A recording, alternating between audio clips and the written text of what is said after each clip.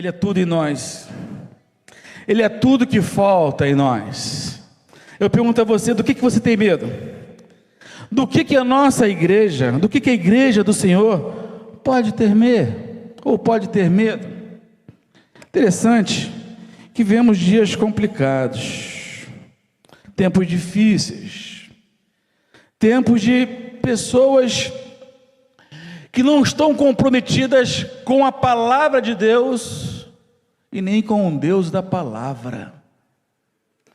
Estão sendo levadas por todo e qualquer vento que passa. Toda crise, toda dificuldade é um motivo a mais para ele desanimar, ele cair, ele voltar para a vida passada, ele se arrepender de ter se arrependido.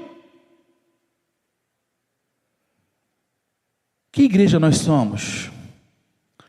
Igreja chamados para fora, eclésia, ou eclesia, né? A igreja tem um chamado, a igreja tem uma missão, a igreja, ela tem um perfil totalmente determinado por Deus, totalmente determinado por Deus. A igreja, ela é brilhante, amém, irmãos? A igreja, ela é santa, é a noiva do Senhor.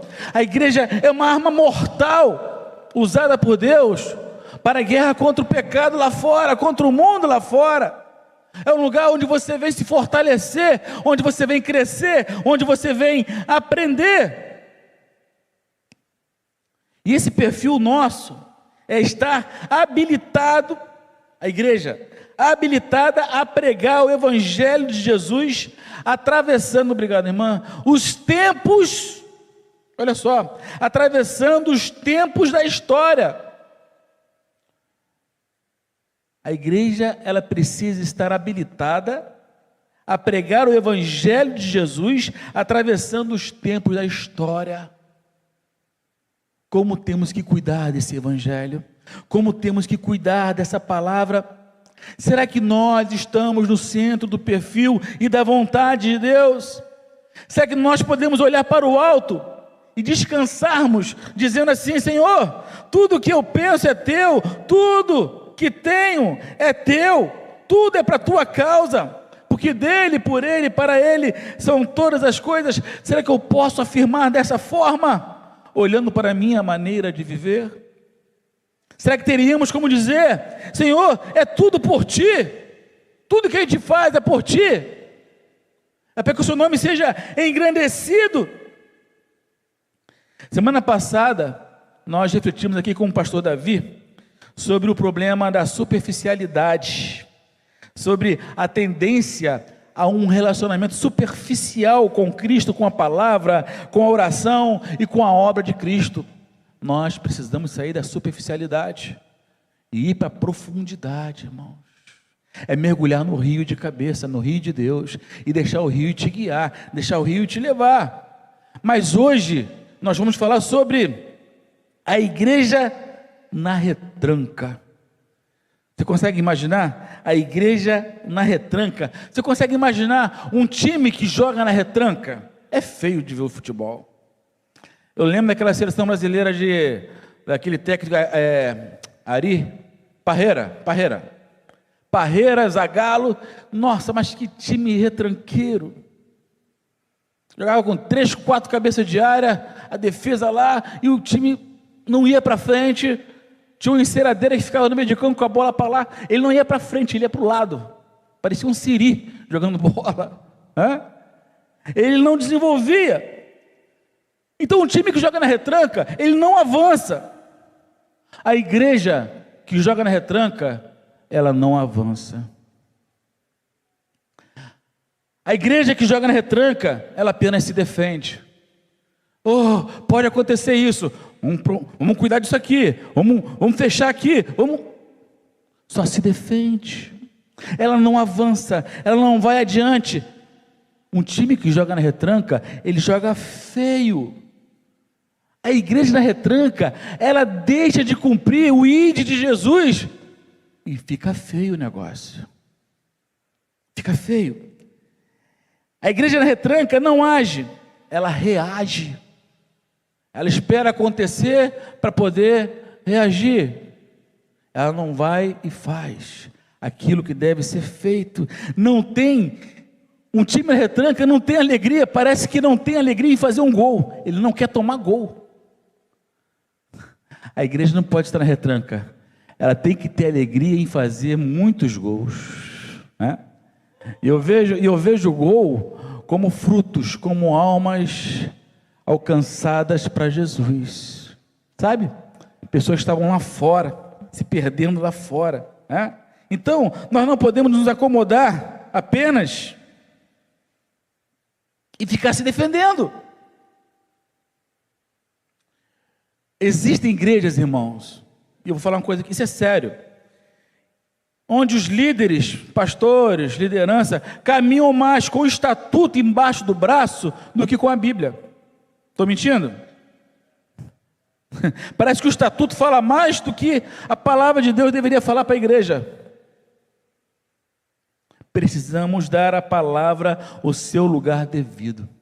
Segundo o pastor Lécio Dornas, e concordamos com ele fala o seguinte: a igreja está acomodada a uma situação de defesa da fé. Quando a igreja assume essa posição de retranca, ela foge dos ideais, dos sonhos do Senhor Jesus para ela.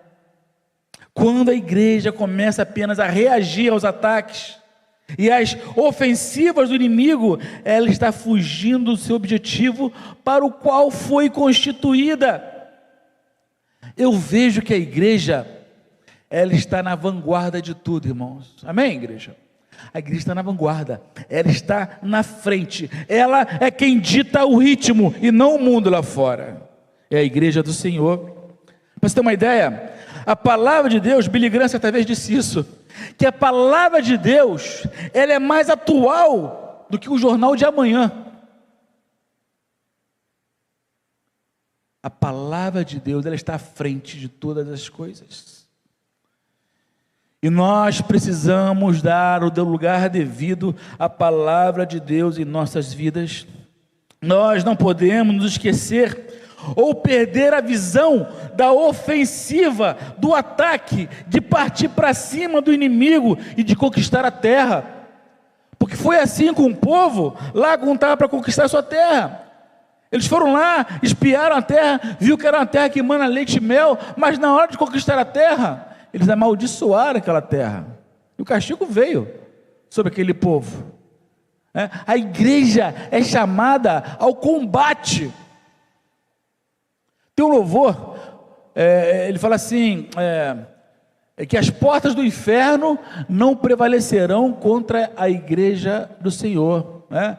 Nós é que vamos lá nas portas do inferno bater, arrebentar aquelas portas para salvar as almas cativas, irmãos.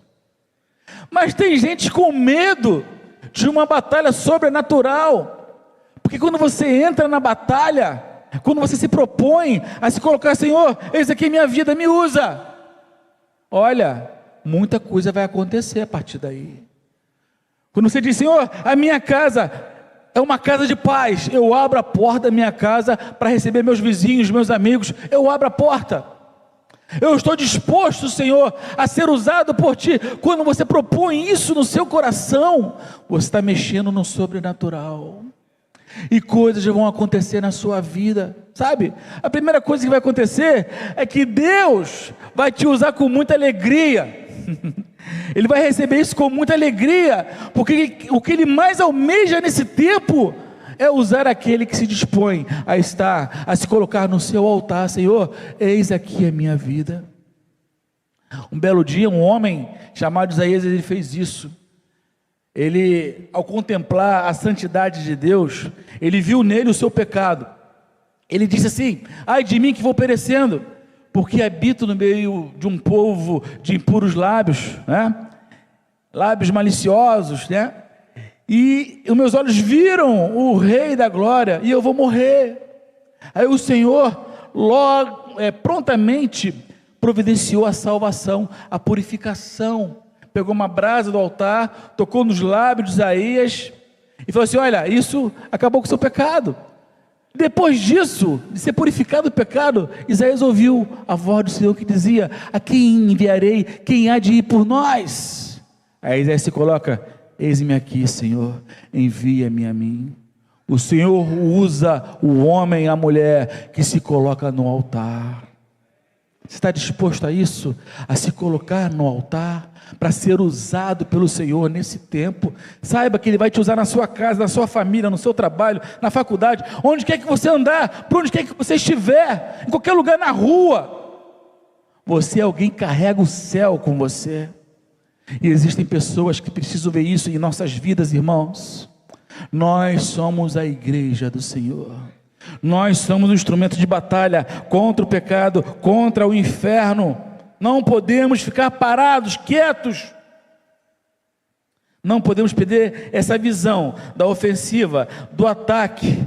O povo de Israel, na história do Antigo Testamento, sempre foi impulsionado a conquistar terras, a não se acomodar, e a conduzir, e a conquistar mais e mais terras. Avançar era a palavra de ordem.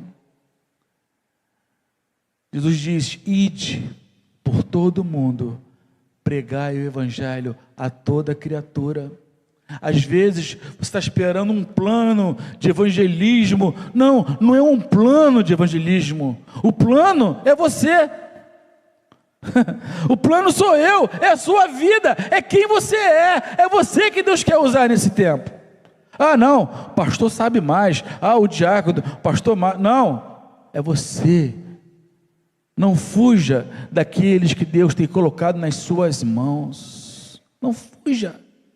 Seja bênção na vida deles, mostra o céu na sua vida, na vida deles, derrama a tua vida na vida deles, e tu vai se alegrar com mais vidas chegando ao conhecimento de Jesus Cristo como Senhor e Salvador. Gente, isso é tremendo ver a diferença que Jesus faz. Vivemos um tempo onde, como lá no cativeiro egípcio, o povo se acomodou ao Egito, ao cativeiro, se acomodou a receber o trigo, se acomodou a receber panelas de carne, se acomodou a receber os barros para o tijolo, se acomodou com o cartão Mumbuca, se acomodou com o pátio, com o Bolsa Família, e ficou acomodado, esperando tudo cair do céu, e não vão para a luta, e não querem avançar. Eu te chamo a partir para cima, porque Deus está contigo, querido. Sabe, o que te mete medo? O que mete medo de você lá na rua? Tanta gente precisando de Jesus, e nós muitas das vezes passando longe, calados. Não, você é alguém do céu. Não perca isso de vista, não deixe de sumir da sua visão, não se acomode, porque acomodação é o que tem dominado a vida de muitas igrejas nesse tempo que vivemos. Porque a orientação da palavra, o que é? É conquistar. A orientação da palavra é marchar, é avançar, é colocar a planta dos pés. É colocar, queridos, é conquistar pelo poder do Espírito Santo. Eu queria falar com vocês 3 coisas. Vejamos o que faz uma igreja na retranca. A primeira coisa, estava aí, mas estava aqui. Depois a Jaqueline bota. Primeiro ponto é: a igreja na retranca vive se defendendo do mundo. A igreja na retranca, ela vive se defendendo do mundo. O que diz lá em Romanos 12? Pode abrir para mim, Jaqueline. Romanos 12, 1 e 2. A gente sabe de cor, né? Quem sabe de cor? Rogo-vos, ele está portanto, né? Portanto, irmãos, suplico-lhes que entreguem seu corpo a Deus, por causa de tudo que Ele fez por vocês. Que seja um sacrifício vivo e santo, do tipo que Deus considera agradável. Essa é a verdadeira forma de adorá-lo.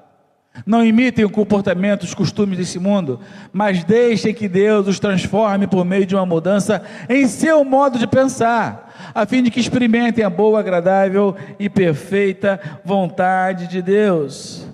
A igreja de hoje é uma igreja amedrontada, É uma igreja que acorda de manhã e pergunta: de quem vou me defender hoje? Qual é o inimigo que vai me atacar hoje? Você vê um irmão cabisbaixo e diz: fique firme, resista, estamos aqui para sofrer. Estamos aqui para sofrer, irmãos? Não, não. A promessa do Pai para você, sabe o que é? Sabe o que é a promessa do Pai para você e para mim? É vida abundante. Você não está aqui para sofrer, não. Sofrimento, muitas das vezes, são nossas escolhas que nos levam a sofrer.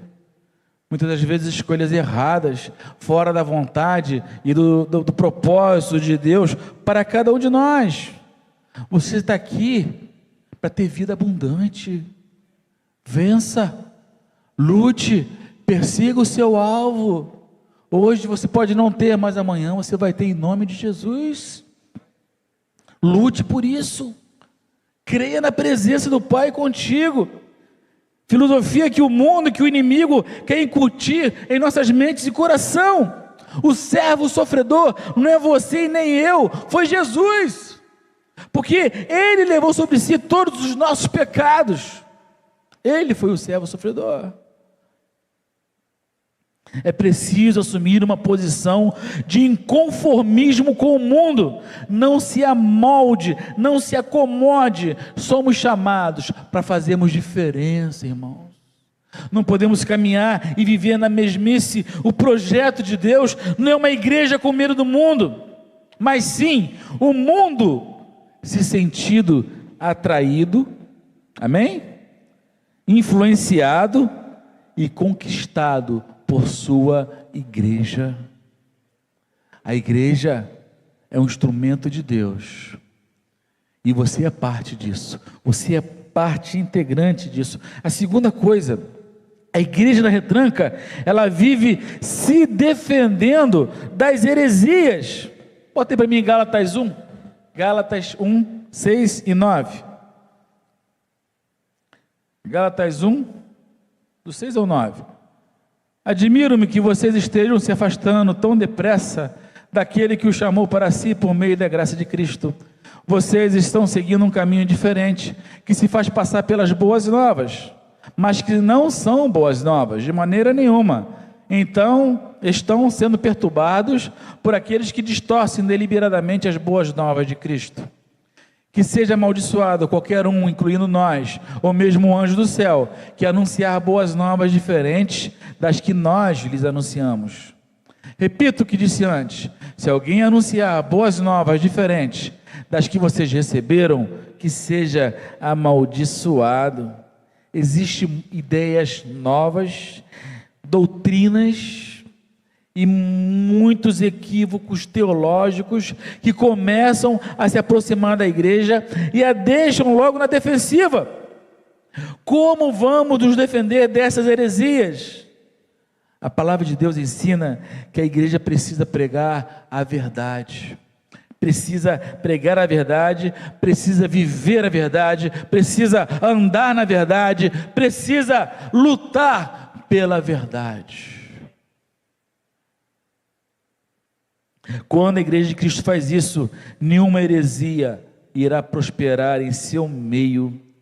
Queridos, existem muitas heresias em nosso tempo, e nós não podemos ficar nem um instante longe da palavra e de sua vivência, porque não adianta você ler a palavra, você conhecer a palavra e você não viver a palavra. Esse tempo é o tempo que você é a Bíblia que o mundo está lendo. Você é a palavra. Você precisa conhecer essa palavra, você precisa se alimentar dessa palavra, e as pessoas vão olhar para você como palavra viva. Aplique essa palavra ao seu coração, à sua vida. Não é fácil, não é fácil, é luta, é guerra, é batalha, mas você é muito mais do que vencedor em Cristo Jesus. Toda e qualquer heresia, ela tenta colocar em xeque a palavra de Deus, mas Jesus diz assim, é-me dado algum poder ou todo poder? Ele fala, é-me dado todo poder no céu e na terra. Todo poder pertence a Ele. E aí, eu fico me perguntando, de onde que tiraram que sua palavra tem poder? É uma heresia que tem entrado em nosso meio. A heresia da confissão positiva, que deixa a vontade de Deus de lado e você simplesmente determina o que você quer. Não existe isso. Todo o poder é de Jesus, amém? O poder não está na minha palavra, o poder não está na minha oração. Olha só, o poder da oração não está na minha boca, que estou falando, não. O poder da oração está no ouvido de quem está ouvindo lá em cima. É Deus. Não é na minha palavra. Eu quando digo, olha, em nome de Jesus, eu te repreendo, falando ao inimigo, é o Senhor Jesus que está repreendendo ele, não sou eu, sabe? Não é a minha boca, não é a minha palavra, não é a minha vida, é Jesus Cristo através de mim. Todo o poder é dele, não é nosso. Todo o poder. E ele não abre mão do seu poder, ele não abre mão da sua glória. Agora ele vai fazer aquilo que ele propõe a fazer. Porque ele é soberano. Precisamos entender esse conceito da soberania do Pai. Como vencer essas heresias? Pelo conhecimento da palavra, lá em João 8,32, conhecereis a verdade vos libertará. E pela pregação da palavra, pregue a tempo, pregue a fora de tempo. Os desvios que acontecem hoje são o cumprimento da palavra, irmãos, não tenham medo. São o cumprimento. Permaneça firme naquilo que você aprendeu, naquilo que você está aprendendo nesse tempo. Permaneça firme. Quando a palavra é pregada com ousadia, com contundência, com autoridade, segundo a correta interpretação, as heresias caem por terra. Não vamos dar espaço para heresias, amém? Amém. Terceira e última coisa, a igreja na retranca, ela vive se defendendo do diabo. Por quê? O fato de estar na retranca significa, parece que está com medo. Por isso que eu perguntei no início, você tem medo de quê? Tem medo sobrenatural? Semana a gente foi na casa de uma pessoa e eu senti uma presença estranha no lugar que eu estava, Eu comecei a orar. Meus irmãos, não tenham medo. Você pode sentir, alguns têm o dom de ver, Alguns conseguem enxergar o que está acontecendo, tal. Eu sinto a presença. E é estranho, é uma opressão. Lá no Amazonas, quando a gente vai pelo rio, principalmente à noite, que é bem escuro, e você não vê o que é rio e o que é a floresta. Você não consegue ver, quando não tem lua, E a opressão lá naquele lugar é muito grande, porque é um lugar de muito sacrifício infantil, sabe? E você sente uma opressão grande naquele lugar lá. E você não estiver ali realmente num propósito com Deus, você entra até em depressão, entra em parafuso, Mas é tremendo quando você lê um versículo da palavra e aquilo envolve seu coração, aquilo envolve a sua mente, aquilo envolve a sua vida, você se sente fortalecido, você se levanta e sabe que mesmo ali, naquela escuridão completa, Deus está contigo e você não está sozinho. Meu irmão, tu vai embora. Eu não tenho medo de nada, sabe? Terceira e última coisa, a igreja na retranca vive se defendendo do diabo. A igreja não pode ficar apenas se defendendo dos dardos do inimigo.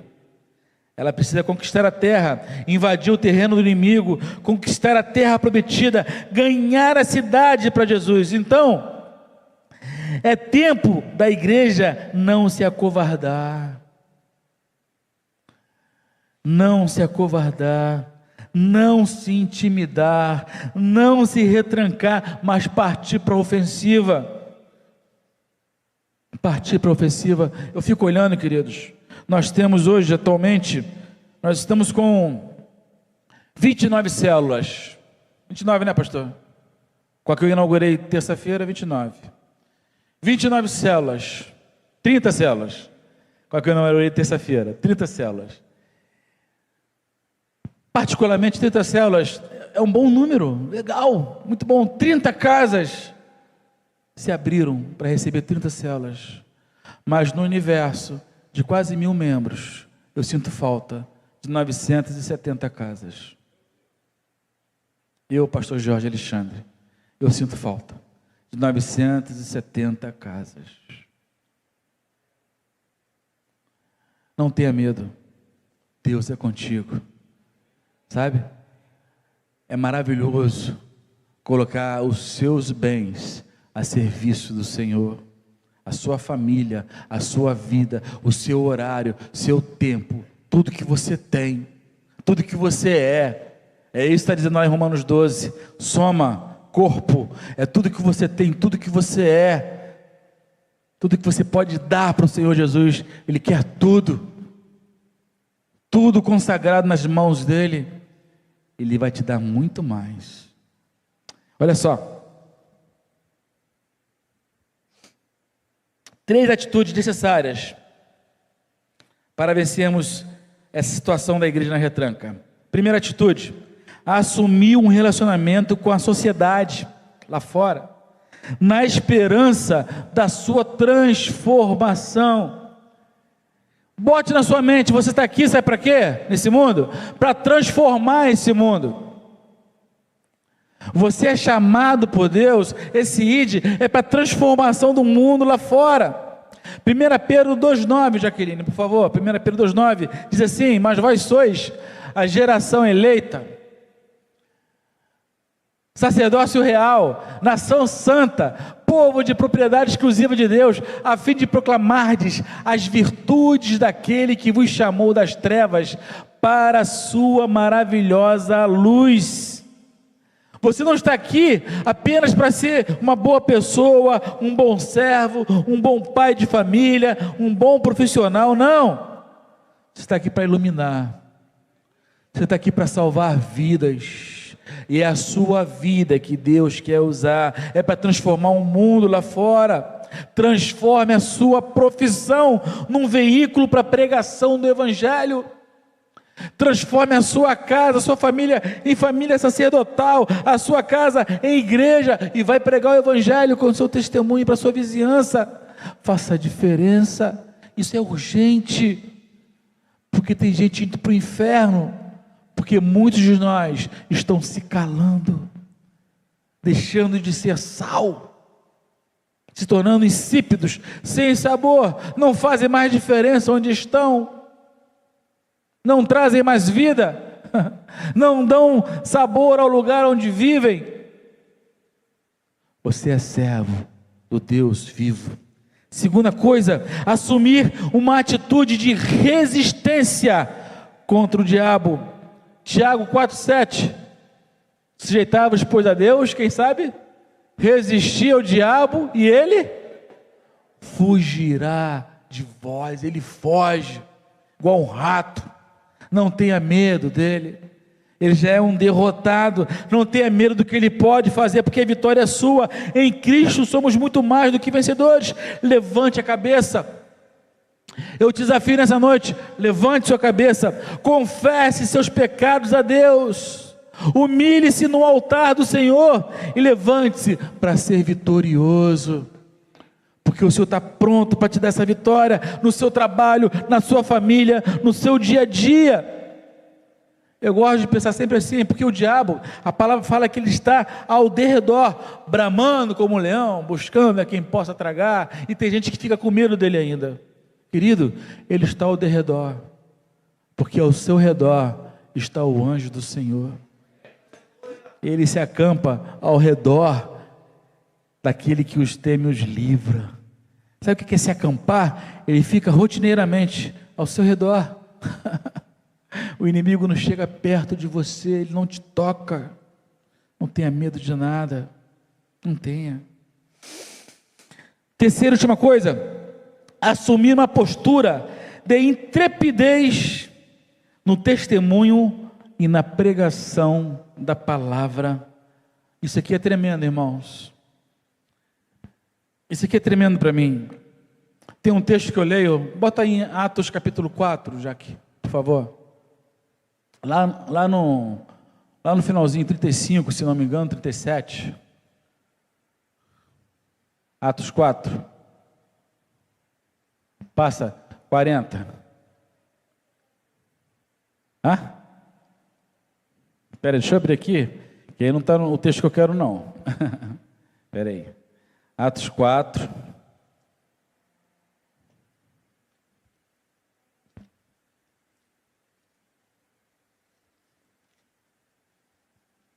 Atos 4, vamos lá.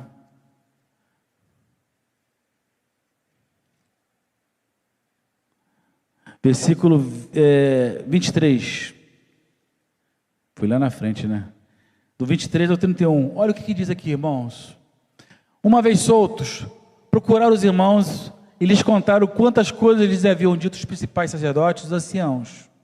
Ouvindo isto, unânimes, levantaram a voz a Deus e disseram em oração: Tu, soberano Senhor, que fizeste o céu, a terra, o mar e tudo que neles há, que disseste por intermédio do Espírito Santo, por boca de Davi, nosso pai, teu servo, por que se enfureceram os gentios e os povos imaginaram coisas vãs? Levantaram-se os reis da terra e as autoridades ajuntaram-se a uma contra o Senhor e contra o seu ungido, porque verdadeiramente se ajuntaram nessa cidade contra o teu santo servo Jesus, ao qual ungiste Herodes e Pôncio Pilatos com gentios e gente de Israel, para fazerem tudo o que a tua mão e o teu propósito predeterminaram. Olha a oração deles. Agora, Senhor, olha para as suas ameaças e concede aos teus servos que anunciem com toda intrepidez a tua palavra, enquanto estendes a mão para fazer curas, sinais, prodígios, por intermédio do nome do teu santo servo Jesus. E tendo eles orado, tremeu o lugar onde estavam reunidos. Todos ficaram cheios do Espírito Santo e com intrepidez anunciavam a palavra de Deus. Queridos, eles não pediram para cessar a perseguição, para acabar os problemas, a dificuldade, a crise, não. Eles pediram intrepidez, ousadia, para pregar ainda mais o Evangelho, mesmo que fossem mortos, perseguidos, que perdessem suas casas, seus bens. Eles queriam pregar o Evangelho em prol da salvação de almas lá fora. Que evangelho é esse que nos permite continuar acomodados em nossos lares, em nossas casas, enquanto vidas lá fora estão indo para o inferno? Deus te chama, Deus chama você por completo, Ele quer você inteiro. Assuma a palavra como bússola para a sua vida. Viva a palavra, anuncie, testemunhe com ousadia, com intrepidez. Saiamos do comodismo.